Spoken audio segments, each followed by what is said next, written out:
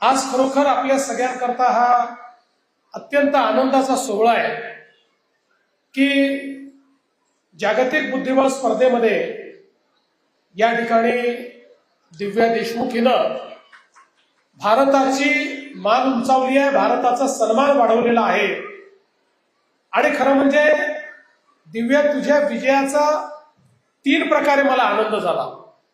पहिला आनंद हा झाला की भारताची कन्या, आणि आपल्याला माहिती आहे की महिला बुद्धिबळपटूंमध्ये चीनचं वर्चस्व होतं, पण ते चीनचं वर्चस्व मोडत दोन्ही भारतीय कन्या या फायनलमध्ये त्या ठिकाणी पोहोचल्या, दिव्या देशमुख आणि कोनेरू हम्पी।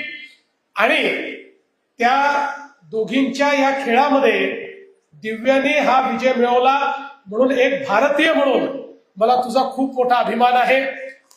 दुसरा मला या गोष्टीचा अभिमान आहे की माझ्या महाराष्ट्राची कन्या, छत्रपती शिवरायांचा महाराष्ट्र, या महाराष्ट्राची कन्या जागतिक स्तरावर भारताचं नाव उंच करते, म्हणून महाराष्ट्राचा मुख्यमंत्री म्हणून मला तुझा अभिमान आहे। आणि अर्थातच एक नागपूरकर म्हणून मला या गोष्टीचा अभिमान आहे की माझ्या नागपूरची दिव्या देशमुख हिने संपूर्ण जगामध्ये हा खिताब मिळवला, आणि तोही वयाच्या केवळ 19व्या वर्षी।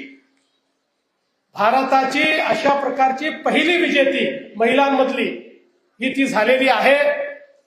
मला असं वाटतं की खरोखर इतक्या कमी वयामध्ये इतक्या उंचीवर जाणं, याच्या पाठीमागे निश्चितपणे तिची मेहनत, तिच्या आईवडिलांचा पाठिंबा, तिच्या प्रशिक्षकांची मेहनत आणि अर्थातच सगळ्यांचा आशीर्वाद हा महत्वाचा ठरलेला आहे।